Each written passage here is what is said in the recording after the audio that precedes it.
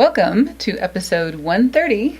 This is a book club discussion about Richard Branson's biography, Finding My Virginity. This is actually his second biography, and it is just as long as his first one, right?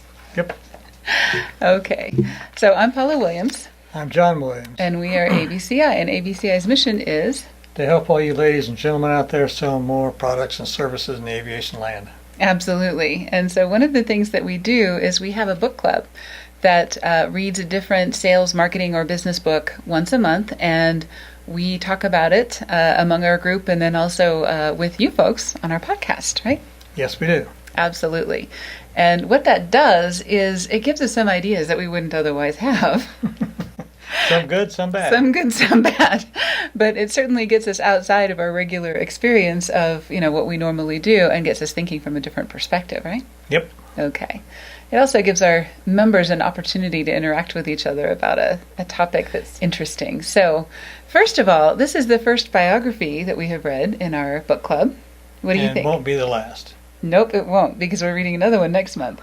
But what do you think of biographies in general, or would you like to do more of them, less of them? What's your thinking? Depends on the individual. Okay. But sometimes you can learn from mistakes they've made, so you don't have to make them yourself. Exactly. In fact, that's a quote from my fourth grade teacher, William Cannigator. If you happen to be listening, I was listening in fourth grade. And his quote that he always said was, "You'll never live long enough to make all of the mistakes yourself." And that was because we had to read books. Of course, all fourth graders have to read books, hopefully. And we got to read mostly the books that we wanted to read. But he insisted that we read one biography a month, right? And everybody was complaining about it because they just wanted to read the fun books. And he said, you can learn a whole lot from reading about people who have done things that you want to do, people who have a different perspective from yourself, somebody who's maybe a Brit, obviously in this case, somebody who's kind of an avant-garde musician, somebody that comes from a very different background than we do. I thought that was kind of a neat mindset shift. What do you think? Yeah. Yeah? Okay. But the thing is, when you make mistakes, if somebody they ask you, how did you know how to do that, you can tell them, I've already made that mistake. Right. Or I know somebody else who has made that mistake. Exactly. So some of the things that our group has talked about is, that they are a lot more true than theory-based books. I mean, you can read books about theory. Anybody can write anything, but actually doing something is very different from just writing about it or trying to teach it, right? Yep. If you've done it and write about it, it's a lot more interesting sometimes. Yeah, and show the numbers and show the results. I did X and Y happened. That's a lot different than saying you should do X, right? Right. Okay. Forces you into a different perspective. We already talked about that. You can have mentors at a distance. So not all of us are lucky enough to be rubbing elbows with people who are at the level that we want to be at, perhaps. Or who have done some of the things and overcome some of the obstacles that we would like to overcome and, pass some barriers that we would like to pass. So, true. Yeah. And then another comment was, it's great to get stories that you can use in your sales presentations and your networking events. We've always talked about how powerful stories are as opposed to just facts, right? And when they're for real stories, that's even better. Right. So when you can talk about the time that Richard Branson set up an English tea set on top of a hot air balloon and how well that did or didn't work, that's something that can really bring a different perspective to a point that you're trying to make, right? True. Okay. Cool. So one of the first things that we talked about was what you see is what you get. That's the concept behind, of course, Virgin Mobile, the cell phone company, right? Mm-hmm. And one of the neat things about Richard Branson is he has very strong opinions, right? You wouldn't kid me on that. Oh, man. So he got a phone bill and he was really hacked off because he couldn't understand what he was spending on what. And he felt like he was getting ripped off, and he probably was. I think we all feel that way from time to time. But being frustrated about something and deciding to solve the problem, not just for yourself, but for everyone else who wants to become a customer, is a great way to start a business, right? Oh, yeah. If you if it makes that big a difference to you and you're willing to do what it takes to make it go, of course it does. Mm-hmm. In fact, solving a problem, I mean, that's how we started ABCI. We were hacked off at the way some of our friends were being treated. You know, they were a flight school and they were being told to do completely inappropriate marketing activities like radio remotes and Groupons that were really helping them lose money rather than helping them make money, because the folks who were advising them from a marketing perspective didn't understand the capacity, the capacity problems of a flight school. You know, you only have so many planes and so many instructors, and they weren't capturing leads. They were just simply trekking hundreds of people through the flight school, getting the carpets all dirty. And going up for free rides. And going up for practically free rides, what they were giving away at almost a loss. And, not really getting qualified customers. Exactly. And they didn't need that many customers to begin with. They needed maybe 6, and so they'd do a whole bunch of, have a big party, spend a lot of money and things like that, end up with 100 people, of whom not enough were qualified. Right. So, anyway. Or interested, exactly. So, when you're ticked off, that's one way to put it, is, this is fantastic. Because this is a great business opportunity, right? Mm-hmm. Okay. So, what do you call a Virgin employee in a tie? Well, you gave it away right there. Well, some people aren't seeing the slides. In fact, most people aren't seeing the slides. I see. I know from exactly. I found that out from our analytics. More people listen than watch. I see. Which is interesting. So I'm going to read a little bit out of here. Oh, heaven forbid. Oh, heaven forbid. I know you hate it when that happens, but this is interesting, so this is good. Okay, by the time we signed the Sex Pistols in May of 1977, the band had already achieved notoriety by swearing live on national television in front of shocked audiences. But the first single for Virgin was even more provocative. God Save the Queen was the anti-Jubilee anthem, released to coincide with the national celebrations. With its lyrics about a fascist regime and she ain't no human being, the record was banned by the BBC and kept off the top of the charts by the powers that be, but everyone knew what the real number one was. To celebrate, Virgin threw a boat party along the Thames. As the boat reached the House of Commons, the band blasted out God Save the Queen, at which point the police, who had been following the boat, piled on board, and in the melee that followed, he arrested the Pistols' manager, Malcolm McLaren, as he shouted, "Fascist pigs!" at them. Given all of that, and my role as a thorn in the side of the establishment, it had never crossed my mind that 23 years later I might be knighted. So, in this chapter, he's actually talking about the many times in his life that he has been forced to wear a suit, and maybe 5 or 6 times in his whole life, that he's either been knighted or indicted or something along those lines. And it's actually they are really interesting stories. And one of the things that I thought was really interesting about this is that even though a lot of the powers that be were irritated at Richard Branson, Queen Elizabeth was not. In fact, she knighted him for services to entrepreneurship.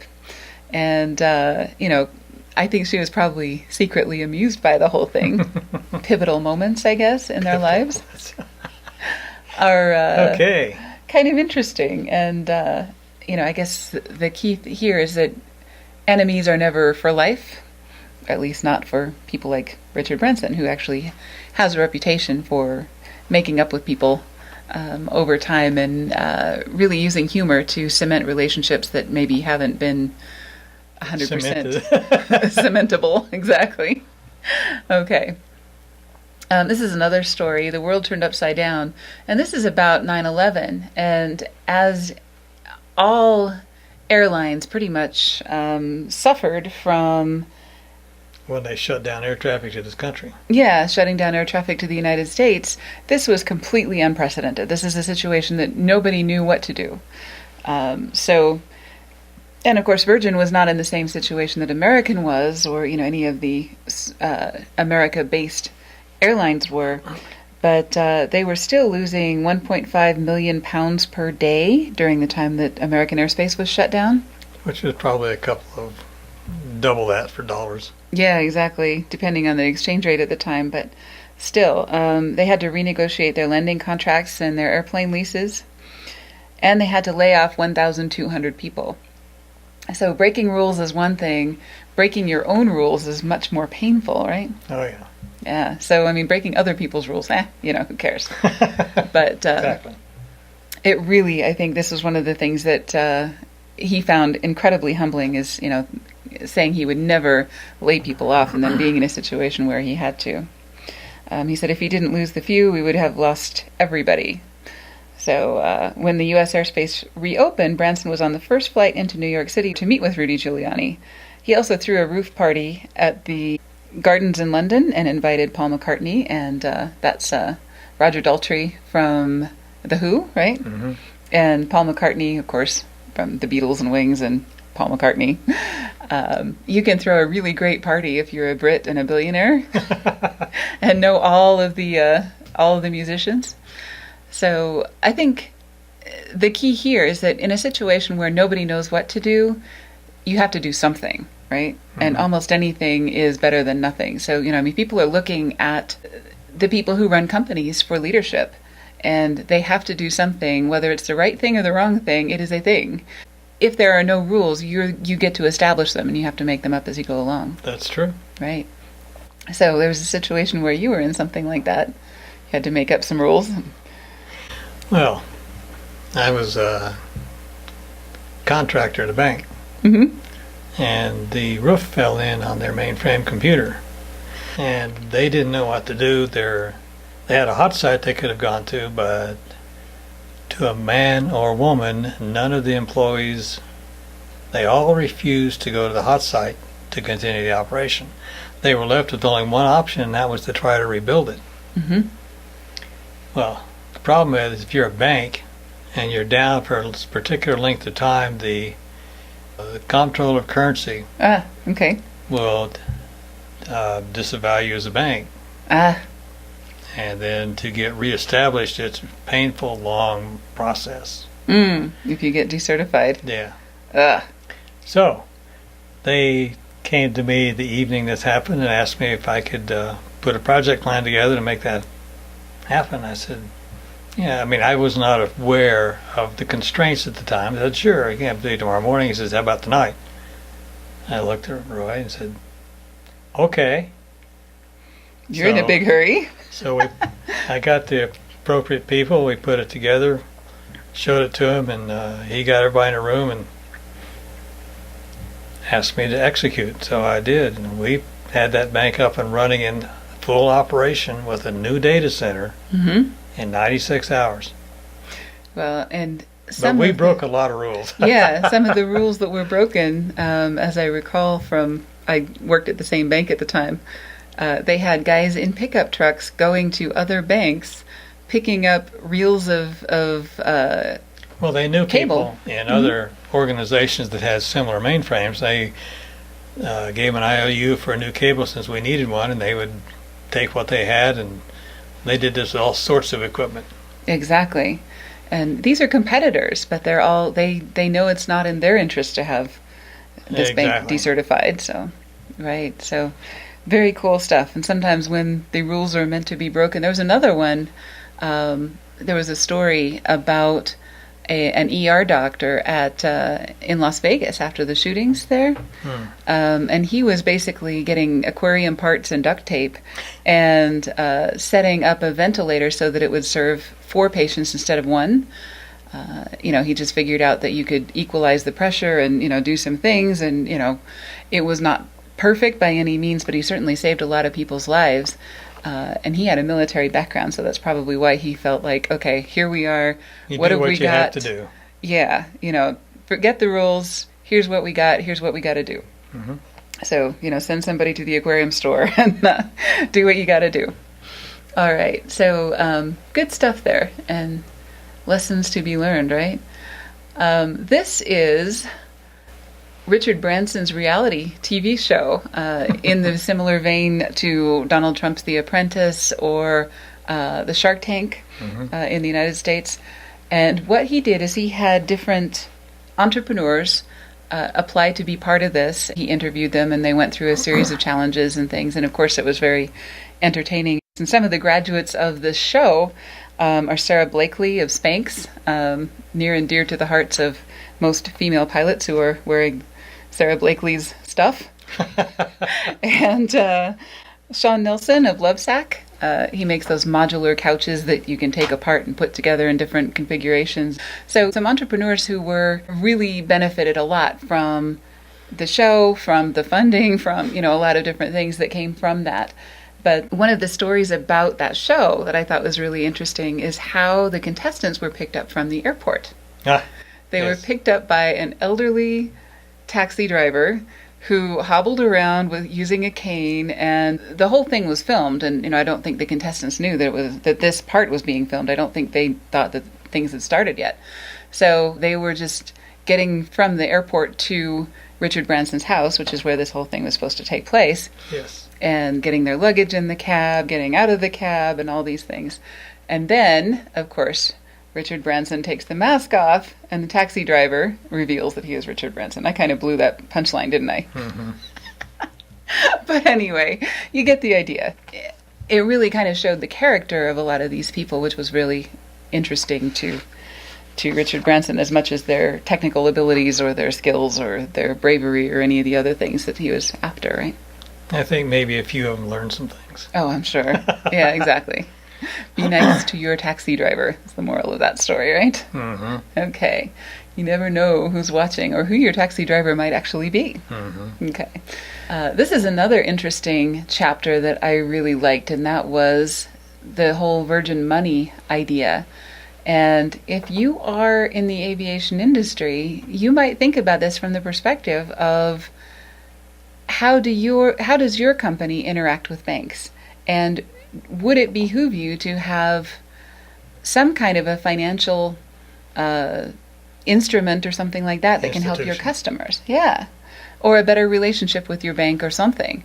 But I think there should be a bank that understands tugs and hangars and airplanes and those kinds of things, and can make appropriate investments and help people get funding for things that make sense. Because whenever we've done business with a bank, they have no idea about most of this equipment and how to evaluate an asset or any of that stuff. No, when I purchased the second airplane, Mm-hmm. these people in every bank I went to, they just couldn't understand. There was no way to make them understand what was going on. And so I went back to where I got the first one financed, and they said, sure, Mm-hmm. sign here. Yeah. I mean, they didn't even go through the due diligence. They knew I was good for the money. Right, exactly. So those kind of bankers are few and far between, and I think anybody who has any kind of penchant for finance and aviation, there's a niche there that is far underserved, don't you think? Oh yeah, if somebody could had the wherewithal and the interest to put that together, that would be a good thing. Right, and flight school financing, that's another area that's vastly underserved, and with the pilot shortage being what it is, there's got to be a better way to finance education for pilots, right? Well, for U.S. pilots there is. Yeah, exactly. The other guys are having a problem. That's true. Right, there's lots of things going on there, but there's lots of opportunity in the financial / aviation intersection, right? Yep. Okay, cool. Speaking of financial and aviation intersection, planes and mergers. There were a lot of interesting stories here about the BA-AA tie-up, the Open Skies versus British Airways, American Airlines, that relationship. And of course, Virgin was very much against that and made no uncertain terms about it. They painted it on the side of their airplanes, right? Right. That's one thing. When you've got the biggest billboards in the world, you might as well use them, right? Of course. This other one says, "My other ride's a spaceship," next to the boarding doors of a Virgin America. I think that's a Virgin America. Another great story is the merger between Delta and Virgin Atlantic, right? Mm-hmm. It's actually, they're keeping both brands and made a big deal out of keeping both brands because they both have a very different personality and a very different set of customers. So they wanted to keep serving those. And kind of the ongoing joke between Richard Branson and Richard Anderson was ties, right? Mm-hmm. When they first met, Richard Branson cut Richard Anderson's tie off right below the neck. He said it was a terrible tie, but in his defense, he said it was really, really bad. But then to their next meeting, Richard Anderson wore a chainmail tie. Cut this one off. Exactly. And of course, a lot of those ties are at Miss Ricky's in Chicago, which is where a lot of the pilots and everyone else would hang out and have a lot of their meetings and things like that. So if you can make your stories physical, and visible, that really does a lot for word of mouth advertising of all sorts. Yep. And I think almost any company can benefit from something that, if you've got a great story, tell it, take pictures of it, hang the ties, do whatever you got to do to make that visible. And I think that really helps a lot. Speaking of visible, Richard he's Branson always visible, but this makes him even more so. Is always visible, and he never asks anyone to do something he wouldn't do himself, right? Mm-hmm. The new flight attendant uniforms come out, and he's the first one, or among the first in it, right? Mm-hmm. And there was a reality show called Undercover Boss, where bosses would disguise themselves and go in and do all the jobs at different parts of their company, and they would usually learn a lot in the process. It was actually a pretty interesting show. This is not the same thing, but I wonder if it was inspired by this, because Richard Branson would do, the story is that he will do pretty much any job at any of his companies on a fairly regular rotation. But in a lot of ways, I think this is more a photo op than a actual doing the job kind of thing. I wonder how many drinks he actually served. Yeah, he would eschew that, but I think he's probably right. Mm-hmm. You'll notice he's wearing flat shoes, so they did make some concessions too. This is Richard Branson as the leader of Team Butterfly in the New York City Marathon. Mm-hmm. And they're running for one of his favorite charities. And once again, he really puts himself out there very visibly for anything that he really cares about, and is absolutely fearless about that sort of thing, which I think takes a lot of the risk out of it for everybody else. If he can go make a fool out of himself like that, then I can go to him with pretty much any inflammatory or, otherwise problem that I've got. And Mm-hmm. nothing is all that shocking when your boss is doing this, right? Humor is a really good antidote to anxiety, to the Fear. Yeah, to fear, to the typical fights that happen between people. That just is completely disarming, I think, when somebody behaves that way. And he's got a style to pull it off, so. True. One of our mastermind groups talks about, as a thought exercise, before you do anything, what would you do if you were fearless, if you had absolutely no fear? How would you handle the situation differently if that were the case? And I think that's a really good thought exercise, and often it's the best course of action. So Certainly. yeah.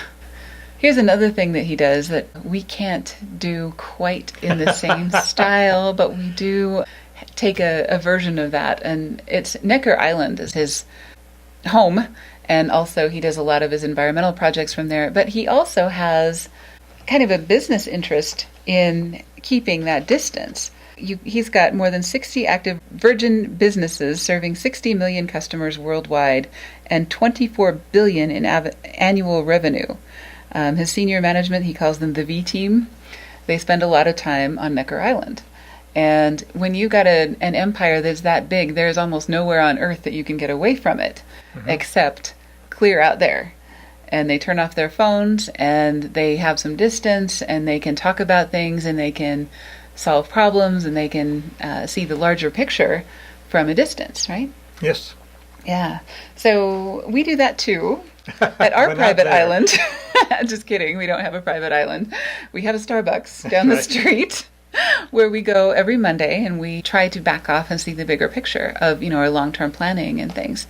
And it really does make a difference. Back to when Virgin Money was having some issues with their board,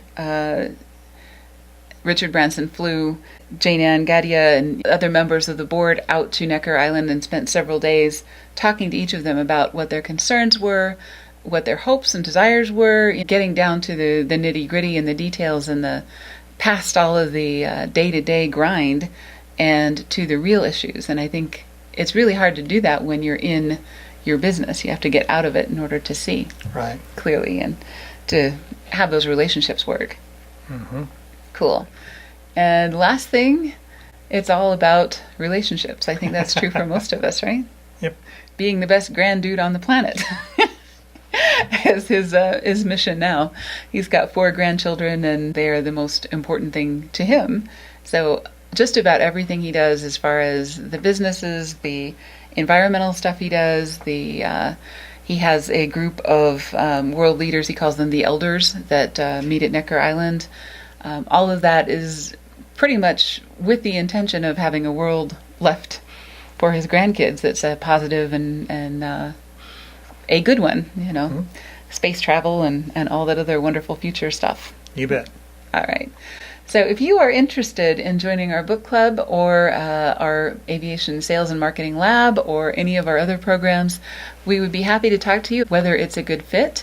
Lower left-hand corner of our website, just go ahead and click that button or go to 30minutes.abci1.com. That's Alpha Bravo Charlie India #1.com. And find a time that works for you, that's convenient, and let's spend 30 minutes just getting to know each other and find out if that's a good idea. Thank you for joining us, and we'll see you next week. Have a great day.